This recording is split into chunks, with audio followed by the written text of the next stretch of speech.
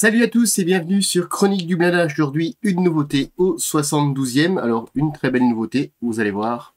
Le Centurion Mark 5.1 de la Royal Australian Armoured Corp au Vietnam. Alors, c'est une boîte spécifique au Vietnam. Alors, c'est la version, c'est le numéro VS 720007. Alors, je vous dis le numéro, puisque en fait, il y a deux boîtages. Ici, c'est la boîte, je dirais, traditionnelle. Il y a une édition dite de luxe avec le couvre mantelé en impression 3D. Hormis ça, il y a absolument rien d'autre qui change. Ici, on a la boîte, je dirais, la boîte la moins chère des deux, mais il n'y a pas une grosse différence de prix entre les deux. Alors, on a une boîte du même gabarit que les autres V-Speed et on va voir directement ce qui se cache à l'intérieur. Alors, on a une petite publicité pour le Tiger 1, qui est une grosse nouveauté aussi de chez V-Speed, ainsi que presque toutes les références disponibles dans la marque. Hop, on met ça de côté. Ensuite, le manuel, la même chose, hein, il change pas les formats et autres, c'est plutôt bien. On est habitué à avoir un certain format de notice, avec les précautions d'emploi et ainsi de suite.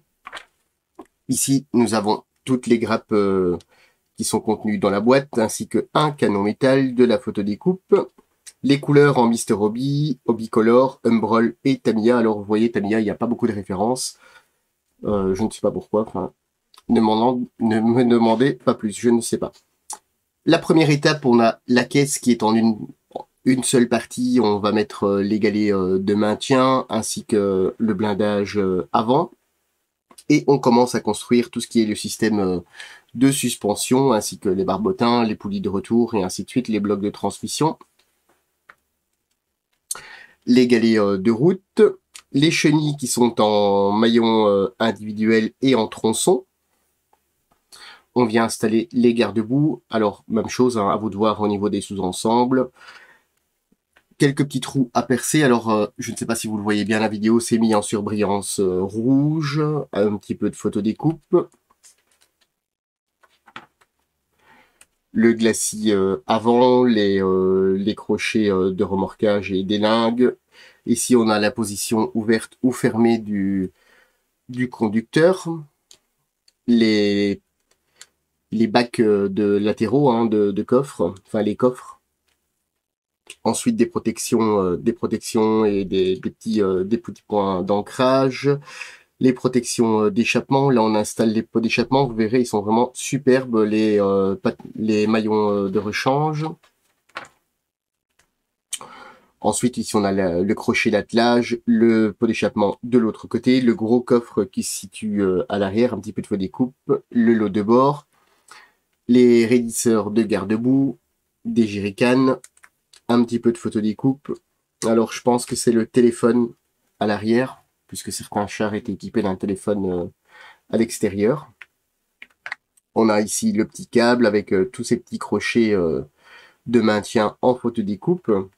Et ensuite, on s'attaque à la tourelle. Alors, comme je vous disais, voici la version, la Deluxe Edition, avec le petit S supplémentaire. Vous avez la toile ici en impression 3D. C'est la seule différence qui comporte les deux boîtes. Comme ça, au moins, vous savez, si jamais l'idée vous demanderait c'est quoi.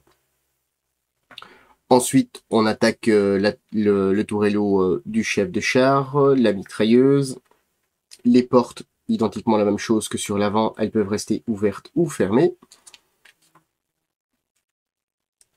Et on vient commencer à remplir de détails avec les lances fumigènes, les coffres latéraux, le coffre arrière, ainsi de suite, les deux mitrailleuses coaxiales.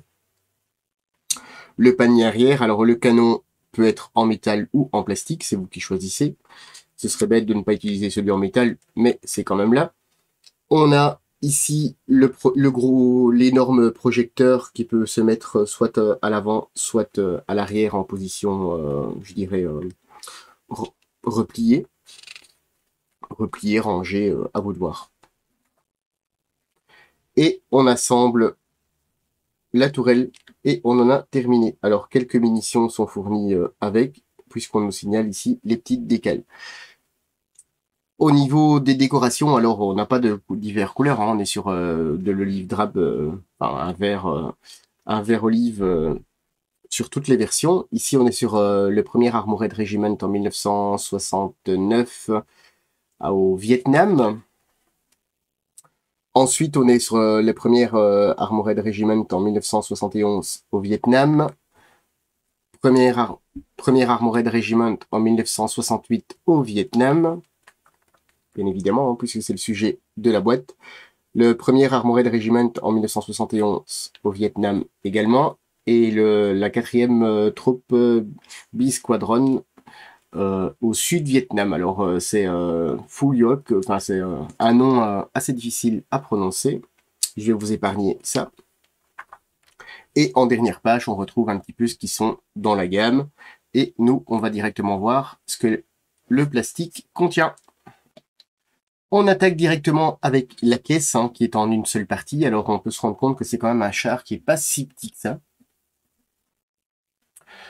Alors, vous voyez, au niveau de la qualité, il y a juste un petit point d'injection, hein, ce qui est tout à fait normal à enlever dessous. On a un petit peu de rivetage, il n'y a pas de problème. On a les trappes d'accès sur le dessous. Absolument rien de spécial à dire sur cette pièce. Ensuite, la tourelle, vous voyez, elle est magnifique. Alors, je ne sais pas si vous voyez, ici, il y a vraiment tout le petit cordon, enfin tout le cordon de soudure qui est représenté sur la plaque de blindage supérieure. Même chose sur le dessous. Trappe d'évacuation, le support de la toile, tout le rivetage est présent. Alors, bon, bien sûr, il va y avoir la grosse majorité sur les côtés latéraux et arrière qui va être caché avec le panier et les différents coffres, hein. Mais on a vraiment une très belle pièce au niveau de la tourelle. Ensuite, ici, sur cette grappe, hop là, dans l'autre sens, on a alors le dessus de la caisse, les coffres, les garde-boue, les différents coffres latéraux, les échappements, protection d'échappement.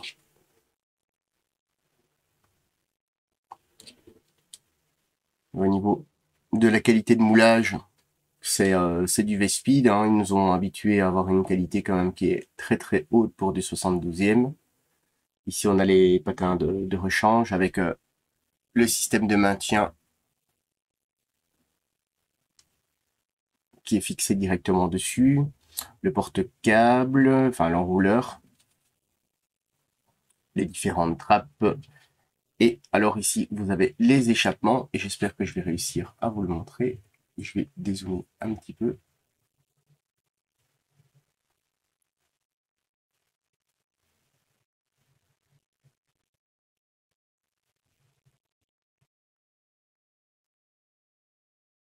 Alors, voilà, j'espère que vous voyez correctement. En fait, l'échappement, il est vraiment minuscule, donc il est percé, mais en plus de ça, vous avez les ailettes de séparation, les ailettes d'évacuation des gaz d'échappement qui sont reproduits à l'intérieur. Alors, c'est vraiment un petit prodige en conception, du fait que même au 35e, ça n'y est pas. Ensuite, on a deux grappes comme ceci, hein, qui comportent, ici on a les munitions, les poulies de maintien, le système d'amortissement, donc de ressort, les galets de route, les barbotins, poulies de retour et les jerrycans.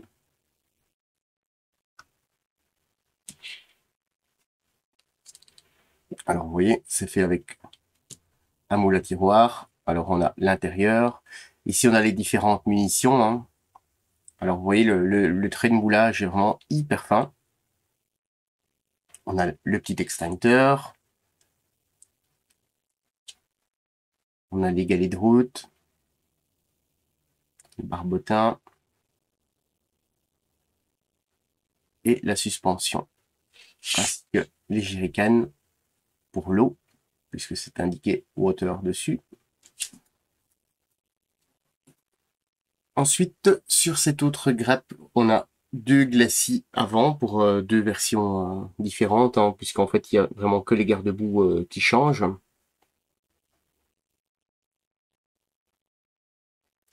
Ici, on a une roue, un galet, enfin, deux galets de rechange qui vont sur le côté de la tourelle, hein, si je dis pas de... Non, sur l'avant, sur le glacis.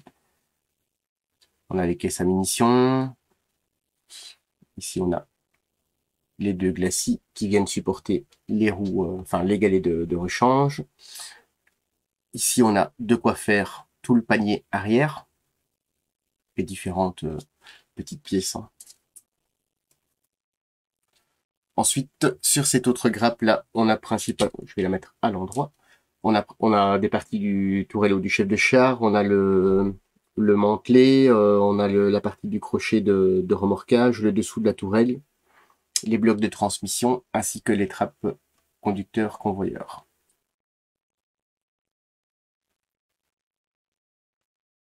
Alors, la mitrailleuse, on va voir si c'est percé ou pas.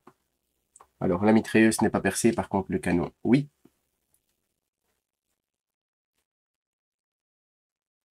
Les trappes qui peuvent rester ouvertes ou fermées en deux éléments. Le dessous de la tourelle.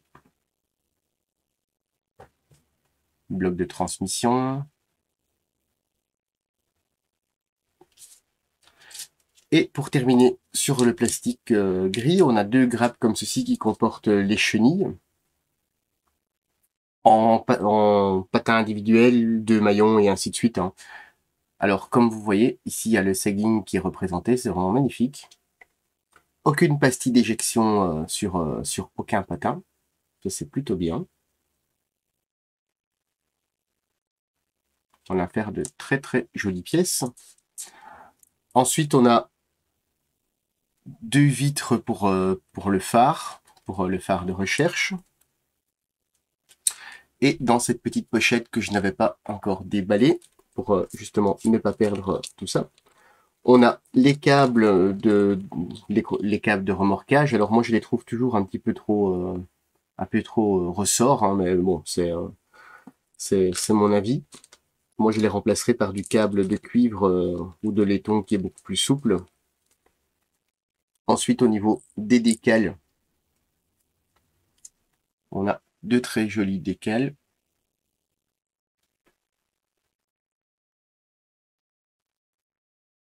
Vous voyez, le film, il est quand même relativement près de l'impression.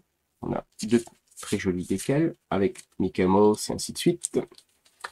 Et la planche de photodécoupe, alors qui est quand même relativement bien fournie pour du 72e, hein, puisqu'on a les grilles pour le panier arrière. Enfin, on a quand même pas mal de choses à mettre sur ce véhicule. Quand vous voyez, c'est pour du 72e, il y a déjà quand même pas mal de pièces.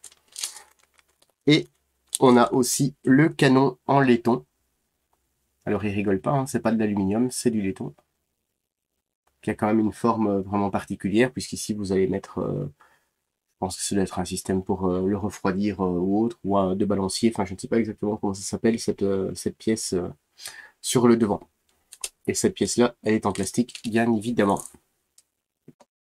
Alors voilà, vous avez vu cette petite revue de détail. Hop là, je remonte ma tête. Cette petite revue de détail, alors on va pas la faire trop longue, hein, comme on va vous laisser découvrir certaines choses aussi. Moi personnellement, je suis complètement conquis par cette marque. Alors je remercie Vespeed et Domino Model, notre partenaire. Je vous envoie vers leur site pour venir voir un petit peu la gamme Vespeed et le Centurion, hein, si jamais ça vous intéresse. Mais vous avez vu, au niveau de la qualité, vous ne serez absolument pas déçus. Allez, moi je vous dis à très bientôt sur les chroniques du blindage.